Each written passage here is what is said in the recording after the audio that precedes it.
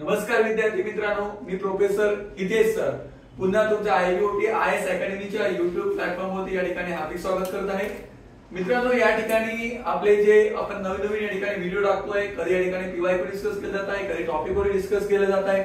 पण मुलांच्या डिमांडनुसार जास्तीत जास्त पीवायक्यू डिस्कस करावं असं त्यांचं म्हणणं आहे मुलांचं। कारण मुलांचं म्हणणं आहे सर की 28 सप्टेंबर राज्यसेवेची एक्झाम आहे आणि 9 नोव्हेंबरला ग्रुप बी ची एक्झाम आहे। ओके, तर त्यामुळे मित्रांनो 28 सप्टेंबरला जी एक्झाम आहे राज्यसेवेची, आज आपण जर विचार केला तर 20 दिवस या एक्झामला बाकी आहे। ओके, यामुळे आपण राज्यसेवेवरती डिस्कस करतोय, त्या ठिकाणी आपण आज जिओग्राफी या विषयावर डिस्कस करणार आहोत। तर जिओग्राफी मध्ये पहिला प्रश्न तुमच्या समोर येतोय मित्रांनो। प्रश्न क्रमांक पहिला विचारलेला आहे, जमीन या टॉपिकवरती विचारलेला आहे। ओके, मृदा हा जो टॉपिक आहे, या मृदेवरती या ठिकाणी हा प्रश्न विचारलेला आहे। बघा मित्रांनो, प्रश्न आहे, खालीलपैकी कोणत्या मृदेत लोह आणि बॉक्साईटचे खनिज प्रमाण जास्त आढळतात? बघा, लक्षात ठेवा, हा प्रश्न जो विचारलेला आहे, तर लोह आणि बॉक्साईट हे खनिज जास्त कुठे सापडतात? तर जे जांभळी मृदा आहे, त्या जांभळी मृदेमध्ये जास्त सापडतात। विशेषतः कुठे सापडते जांभळी मृदा? तर विदर्भ या ठिकाणी कोकणा जो एरिया आहे, यामध्ये रत्नागिरी झाला, सिंधुदुर्ग झाला, कोल्हापूर झाला, सातारा झाला, या एरियामध्ये काय सापडते? जांभळी मृदा सापडते आणि जांभळ्या मृदेमध्ये या ठिकाणी लोह आणि बॉक्साईटचे प्रमाण जास्त आढळते। ओके, त्यानंतर आपण जर विचार केला तर उत्तर आहे जांभळी मृदा। मग तांबडी मृदा कुठे आढळते? तांबडी कुठे आढळते? तुमच्या विदर्भामध्ये कुठे आढळते? विदर्भामध्ये। त्यानंतर विचारले रेगूर मृदा। रेगूर मृदा आपण काय म्हणतो? गाळाची मृदा। या ठिकाणी गोदावरीच्या खोऱ्यामध्ये, तापीच्या खोऱ्यामध्ये या ठिकाणी रेगूर मृदा आढळते। ठीक आहे, त्यानंतर गाळाची मृदा आणि रेगूर म्हणजे काळी मृदा किंवा आपण ब्लॅक सॉइल सुद्धा म्हटलं जातं। चला, तर या ठिकाणी याचं उत्तर आहे ऑप्शन नंबर 3 म्हणजे जांभळी मृदा। पुढचा प्रश्न विचारलाय, खालीलपैकी 2 विधान दिलेले आहेत, त्यापैकी ए हे प्रतिपादन नसून आर हे त्याचं कारण आहे। म्हणजे ए मुळे आर घडतं असं याचं म्हणणं आहे। ओके, तर बघा, प्रश्न पहिला आपण दुसरा विचार केला। बघा, कापूस हा वजन न घटणारा शुद्ध कच्चा माल आहे, शिवाय हलका आणि टिकाऊ आहे। ओके, कापूस हा वजन न घटणारा शुद्ध आणि कच्चा माल आहे। बघा, ऑप्शन नंबर पहिला 100% बरोबर आहे। तुम्हाला माहिती असेल की कापूस तुम्ही इथून कुठे पण घेऊन जा, कापसामध्ये घट होते का? नाही। मग घट कशामध्ये होते? तर ऊसामध्ये होते। कारण ऊसामध्ये जसं तुम्ही ऊसाचा एरिया दूर जासाल तसं ऊसामध्ये साखरेचं प्रमाण कमी कमी होत जातं, म्हणून ऊसाचे जे साखर कारखाने असतात ते जवळ या ठिकाणी ठेवले जातात, म्हणून कापडामध्ये या बाबतीमध्ये हा रूल बसत नाही। म्हणजे ऑप्शन नंबर पहिलं हे 100% बरोबर आहे। दुसरा आहे, सुती कापड उद्योगाचे स्थानिकरण कापूस उत्पादन प्रदेश किंवा बाजारपेठ या ठिकाणी होतं। म्हणजे सुती कापड उद्योग या ठिकाणी कुठे विकसित होतो? जिथे कापूसाची गिरणी आहे त्या ठिकाणी होतो। ऑफकोर्स बरोबर आहे। आपण विचार केलं की कोल्हापूर जिल्ह्यामध्ये इचलकरंजी आहे, महाराष्ट्रामध्ये इचलकरंजी, मुंबई या ठिकाणी आपण बघितलं की 1854 मध्ये महाराष्ट्रामध्ये पहिल्यांदा कापड गिरणीची सुरुवात मुंबई या ठिकाणी केली आणि कोणी केली ती? तर कावळजी दावर यांनी 1854 मध्ये या ठिकाणी याची सुरुवात केली। ओके, त्यामुळे ऑप्शन नंबर 2 हे पण बरोबर आहे। म्हणजे ए आणि आर हे दोन्ही बरोबर आहे। बघा, ऑप्शन दिलाय की ए आर दोन्ही बरोबर आहेत। आर हे ए चे खरे स्पष्टीकरण आहे। तर पहिलं ऑप्शन बघा, आर हे ए चे खरे स्पष्टीकरण आहे, तर हे ऑप्शन काय आहे? तर बरोबर आहे। दुसरा आहे ए आर हे दोन्ही बरोबर आहे, परंतु आर हे ए चे खरे स्पष्टीकरण नाही, तर चुकीचं आहे, कारण का हे स्पष्टीकरण आहे। तिसरा आहे ए हे बरोबर आहे आणि आर हे चूक आहे, हे पण चुकलेलं आहे। चौथं, ए हे चूक आहे आणि आर हे बरोबर आहे, हे पण चुकलं आहे। म्हणजे ऑप्शन नंबर 1 हे या प्रश्नाचं राईट आन्सर असणार आहे। ओके, पुढच्या प्रश्नाकडे जर आपण गेलो मित्रांनो, तर पुढचा प्रश्न आपल्या समोर येतोय, ज्याचं नाव आहे तिसरा प्रश्न, भारताच्या प्राकृत नकाशात महाराष्ट्राची पठार खालीलपैकी कोणत्या रंगाने दर्शवलं जातं? बघा, पठार शब्द विचारलेला आहे, त्यामुळे पठार लक्षात ठेवा की पिवळ्या रंगाने दर्शवलं जातं। गडद हिरवा रंग कुठे यूज केला जातो? तर ज्याला आपण म्हणतो ग्रीन मध्ये, जसं त्या ठिकाणी गवत वगैरे एरिया झाला, फॉरेस्टचा एरिया झाला, इथे ग्रीन या ठिकाणी यूज केलं जातं। गडद हिरवा आणि ग्रीन दोघी। ओके, तर या ठिकाणी उत्तर काय आहे? तर पिवळा। ओके, उत्तर काय आहे? पिवळा। मग तपकिरी कुठे यूज केला जातो? तर माउंटेन जे असतात, या माउंटेन साठी, पर्वतासाठी तपकिरी कलर या ठिकाणी यूज केला जातो। ठीक आहे, पुढच्या प्रश्नाकडे आपण जर गेलो तर हा एक प्रश्न विचारलाय, खालीलपैकी कोणत्या दिवशी दक्षिण गोलार्धात उन्हाळी आयन दिन असतो। बघा दोन गोलार्ध आहेत, एक आहे उत्तर गोलार्ध आणि एक आहे दक्षिण गोलार्ध। ओके, एक आहे नॉर्थ पोल आणि एक आहे साऊथ पोल। ओके, उत्तर गोलार्ध आणि दक्षिण गोलार्ध। आता आपण कुठे राहतो? आपण राहतो उत्तर गोलार्धामध्ये। ओके, दक्षिण गोलार्धाचा जवळजवळ भाग हा पाण्याने व्यापलेला भाग आहे। ओके, मग उत्तर गोलार्धामध्ये आपण जर विचार केला तर आपल्याकडे जर 22 डिसेंबर नंतर आपल्याकडे या ठिकाणी जो सूर्यकिरण आहे हे उत्तर गोलार्धामध्ये झुकायला सुरुवात होतात। 22 डिसेंबर नंतर उत्तर गोलार्धामध्ये सूर्यकिरण झुकायला सुरुवात होतात, म्हणून आपल्याकडे 21 मार्च नंतर आपल्याकडे उन्हाळा सुरुवात होतो। म्हणजेच उत्तर गोलार्धात सुरू होतो, उन्हाळा सुरू होतो। म्हणून 21 जून हा जो दिवस आहे, हा 21 जून हा दिवस उत्तर गोलार्धामध्ये सर्वात मोठा दिवस म्हणून साजरा केला जातो।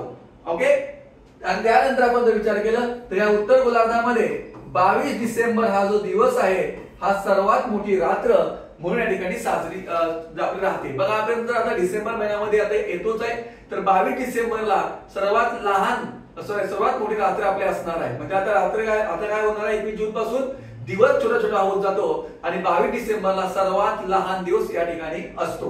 बघा ज्या वेळेला आपल्याकडे 21 जूनला आणि 22 डिसेंबरला बघा काय फरक आहे। 22 डिसेंबरला आपल्याकडे काय असते? थंडी असते। काय असते? थंडी असते। आणि 21 जूनला काय असतो आपल्याकडे? उन्हाळा। या ठिकाणी उन्हाळा आयन दिन जर विचारला उत्तर गोलार्धाचा तर 21 जून, आणि त्याच्या अपोजिट जर दक्षिण गोलार्धाचा विचारला तर 22 डिसेंबर। म्हणजे आपल्याकडे ज्या वेळेला उन्हाळा असतो त्यावेळेला दक्षिण गोलार्धामध्ये हिवाळा असतो, दक्षिण गोलार्धात ज्या वेळेला हिवाळा असतो त्यावेळेला आपल्याकडे उन्हाळा असतो। आपल्याला प्रश्न विचारलाय की दक्षिण गोलार्धामध्ये उन्हाळी आयन दिन कधी असतो? आपण काय सांगितलं मित्रांनो की या ठिकाणी 22 डिसेंबरला असतो। म्हणजे ऑप्शन नंबर 21 मार्च हे चुकीचं आहे, कारण 21 मार्चला काय असतं? 21 मार्चला उत्तर गोलार्धामध्ये सर्वात मोठं उत्तर गोलार्धात काय चालू होतं? तर 21 मार्चला उन्हाळा सुरू होतो। आपल्याला उत्तरला येते प्रश्न विचारलाय आपल्याला दक्षिण गोलार्धात, त्यामुळे हे पण उत्तर येत नाही। ऑप्शन नंबर 2 विचारलाय 21 जून। मी तुम्हाला आताच सांगितलं 21 जूनला उत्तर गोलार्धामध्ये सर्वात मोठा दिवस असतो। ओके, आणि 21 जूनला जर उत्तर गोलार्धात सर्वात मोठा दिवस असेल तर 21 जूनला दक्षिण गोलार्धात सर्वात मोठी रात्र असते। आणि तुम्हाला विचारलाय उन्हाळी आयन दिन, त्यामुळे हे पण येत नाही। तिसरा विचारलाय 23 सप्टेंबर। बघा 22 मार्च आणि 23 सप्टेंबर हे दोन दिवस असे आहेत, या दोन दिवसामध्ये उत्तर गोलार्ध आणि दक्षिण गोलार्ध या दोन्हीच्या कर्कवृत्त आणि मकर वृत्त या ठिकाणी सूर्यकिरण सारखे पडतात, म्हणून या दोन्ही दिवशी उत्तर गोलार्ध आणि दक्षिण गोलार्धामध्ये सारखाच दिवस आणि सारखीच रात्र असते, त्यामुळे 23 पण येत नाही। मग आहे काय 22 डिसेंबर। मग 22 डिसेंबर तर राईट आन्सर आहे, कारण का 22 डिसेंबरला दक्षिण गोलार्धामध्ये उन्हाळा दिवस असतो, तर उत्तर गोलार्धामध्ये या ठिकाणी हिवाळ्याला सुरुवात झालेली असते। ओके, त्यामुळे उन्हाळा दक्षिण गोलार्ध उत्तर होतं तर 22 डिसेंबर। पुढचा प्रश्न विचारलाय भूमध्य सामुद्रिक प्रदेशात हिवाळ्यात पाऊस पडण्याचे कारण। या भागामध्ये हिवाळ्यात पाऊस का पडतो? वायुभार पट्ट्याचे आंदोलन।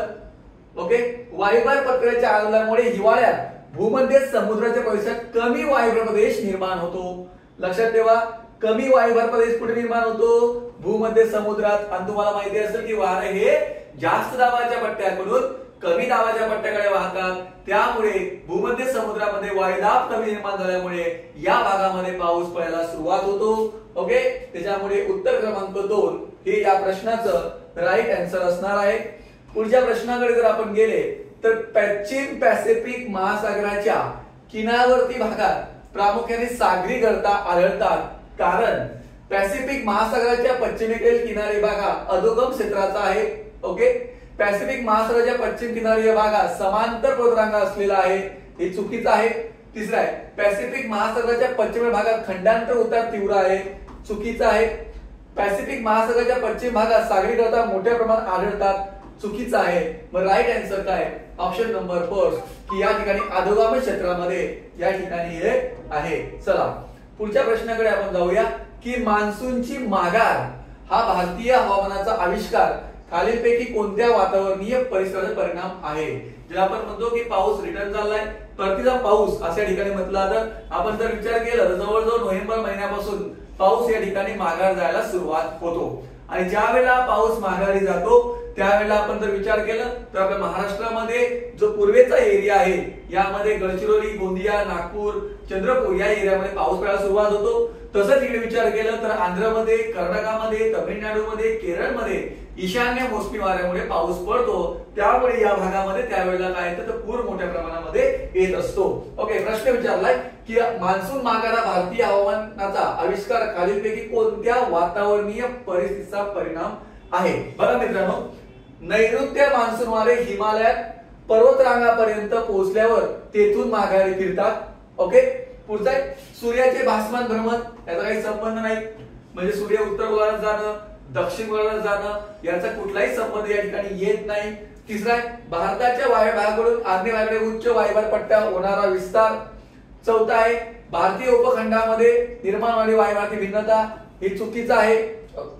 ओके, त्यामुळे याचं उत्तर काय तर ऑप्शन नंबर 3 हे या प्रश्नाचं राईट आन्सर असणार आहे. चला पुढच्या प्रश्नाकडे आपण जर गेले तर खालीलपैकी कोणते विधान हे बरोबर आहे? महाराष्ट्राच्या उत्तरेकडे क्रमाने पठावरील प्रमुख डोंगर रांगा व त्याच्या दक्षिणेकडील खोरी खाली दिलेले आहे. बघा दिलेला आहे की मी एक तुम्हाला मागे एक असा डायग्राम पण दिला होता की या ठिकाणी आपण विचार केला तर या ठिकाणी विंध्य पर्वत आहे, त्या खालती नर्मदा नदी येते. इकडे गेले तुम्ही असं खालती त्याच्या की या ठिकाणी सातपुडा पर्वत येतो. ओके, सातपुडा नंतर नदी येते तुमची तापी नदी. ठीक आहे, त्यानंतर तुम्ही इथे खालती परत गेले तर इथे तुमचं गोदावरी नदी येते. ठीक आहे, आणि पर्वत कुठला येतो तर सातमाळा, अजिंठा. ठीक आहे, परत तुम्ही इथे खालती गेले की या ठिकाणी हरिश्चंद्र बालाघाट डोंगर येतो. नदी येते तुमची कृष्णा. आणि त्यानंतर तुम्ही खालती गेले की येते शंभू महादेव डोंगर रांगा, नदी येते भीमा. ओके, बघा काय विचारलाय, सातपुडा पर्वत रांगेच्या दक्षिणेकडे तापी नदी खोरे आहे. बघा सातपुड्याच्या खाली तापी आली म्हणजे ऑप्शन नंबर 1 बरोबर. सातमाळा अजिंठा डोंगराच्या दक्षिणेकडे गोदावरीचे खोरे आहे. बघा सातमाळ्याच्या खाली गोदावरी आली म्हणजे ऑप्शन 2 बरोबर. हरिश्चंद्र बालाघाट डोंगर त्याच्या दक्षिणेस भीमा नदीचे खोरे आहे. ओके, इथे भीमा पाहिजे. ठीक आहे, भीमा आणि इथे खालती पाहिजे कृष्णा. सॉरी थोडं वरती खालती झालं. इथे कृष्णा आहे, इथे भीमा आहे. ओके, त्यामुळे ऑप्शन नंबर 3 पण बरोबर आहे. ऑप्शन नंबर 4 आहे शंभू महादेव डोंगर रांग होते दक्षिणेस कृष्णाचे खोरे, हे पण बरोबर आहे. याचा अर्थ सर्व ऑप्शनल बरोबर आहे. मग सर्व ऑप्शन कुठे येतात बरोबर? ऑप्शन नंबर 2 वरील पैकी सर्व विधाने काय या ठिकाणी बरोबर आहे. चला पुढच्या प्रश्नाकडे आपण जर गेले तर सह्याद्रीची सरळ रांग सरळ रेषेत नसून अनेक ठिकाणी वक्राकार झालेली आहे. कारण सह्याद्रीची रांग ही सरळ नाहीये, ती वाकलेली आहे, वक्राकार झाली. कारण का विचारलेला आहे, सह्याद्रीत उगम पावणाऱ्या कोकणातील नद्यांनी उगमाशी केलेल्या शीर्षवती खंडामुळे ती वक्राकार झालेली आहे. आता कोकणात त्या ठिकाणी उगम पावतात, उगम झाले तर खालती वाहतात. एकदम खालती आले की त्या ठिकाणी स्पीड जास्त असते आणि स्पीड मुळे ते या ठिकाणी काय करतात, कोकणाच्या या सह्याद्रीचा पर्वत आहे या पर्वताला या ठिकाणी काय करतात, खनन करतात. त्यामुळे ऑप्शन नंबर 1 तर 100% बरोबर आहे. ऑप्शन नंबर 2 आहे सह्याद्रीत उगम पावणाऱ्या कोकणातील नद्यांच्या पार्श्ववर्ती खननामुळे ती वक्राकार झाली आहे, चुकीचा आहे. तिसरा आहे सह्याद्रीत उगम पावणाऱ्या कोकणातील नद्यांच्या गळ्याच्या खननामुळे ती वक्राकार झाली आहे, चुकीचा आहे. आणि सह्याद्री पडणाऱ्या मुसळधार पर्जन्यामुळे सह्याद्री झीज होऊन ती वक्राकार झाली आहे, तर चुकीचा आहे. त्यामुळे ऑप्शन नंबर 1 हे या प्रश्नाचं राईट आन्सर असणार आहे. चला पुढच्या प्रश्नाकडे आपण जर गेले तर गोदावरी आणि कृष्णा या नद्यांच्या तुलनेत कावेरी नदीच्या पात्रामध्ये हिवाळ्यात पाण्याचे प्रमाण अधिक असते. आपण काय बघितलं आताच तुम्हाला शिकवताना मी सांगितलं की या वेळेमध्ये ज्यावेळेला परतीचा मान्सून असतो, कधी नोव्हेंबर पासून तर फेब्रुवारी पर्यंत, आणि हा जो कालखंड असतो हा आपल्याकडे काय असतो, हिवाळा असतो. आणि यावेळी कर्नाटक झालं, आंध्र झालं, ओडिसा झालं, छत्तीसगड झालं, महाराष्ट्र पूर्व भाग झाला, या भागामध्ये मोठ्या प्रमाणामध्ये मान्सूनचा पाऊस पडतो, परतीचा पाऊस पडतो. तर आपण कशामुळे पाऊस पडतो? हा ईशान्य मोसमी वाऱ्यांमुळे. पाऊस कशामुळे येतो? नैऋत्य मोसमी वाऱ्यांमुळे. आणि रिटर्न कशामध्ये जातो? ईशान्य मोसमी वाऱ्यांमुळे. म्हणून नैऋत्य मान्सून वाऱ्यामुळे कावेरी नदीच्या पात्रात पर्जन्य सृष्टी मोठ्या प्रमाणात होते. चुकीचं. ओके. ईशान्य मान्सून वाऱ्यामुळे कावेरी नदीच्या पात्रात पर्जन्य मोठ्या प्रमाणात होते. बरोबर. म्हणजे ऑप्शन नंबर 2 तर 100% बरोबर आहे. कावेरी नदीच्या पात्रात ईशान्य आणि नैऋत्य मान्सून वाऱ्यापासून पर्जन्य सृष्टी होते. 2 वारे कधीच होणार नाही. ईशान्य नैऋत्य एकत्र येतच नाही. पुढचा कावेरी नदीच्या उपनद्या कावेरी नदीच्या पात्रात मोठ्या प्रमाणात पाण्याचा पुरवठा करतात. चुकीचं. त्यामुळे उत्तर क्रमांक 2 ईशान्य मान्सून वाऱ्यामुळे कावेरी नदीच्या पात्रात मोठ्या प्रमाणात पाऊस या ठिकाणी मोठ्या प्रमाणात पाणी या ठिकाणी येत असतं. ओके. तर मित्रांनो आपण या ठिकाणी जिओग्राफी बद्दल एवढं त्या ठिकाणी डिस्कस करणार आहोत. जो मागच्या वर्षी 2023 चा जो राज्यसेवा प्री पेपर होता त्यामध्ये जे जिओग्राफी प्रश्न आले होते त्या जिओग्राफी वरती या ठिकाणी आपण डिस्कस केलेला आहे. मित्रांनो तुम्हाला आमचं चॅनल जर आवडत असेल तर लाईक आणि सबस्क्राईब करा. मित्रांनो जय हिंद, जय महाराष्ट्र.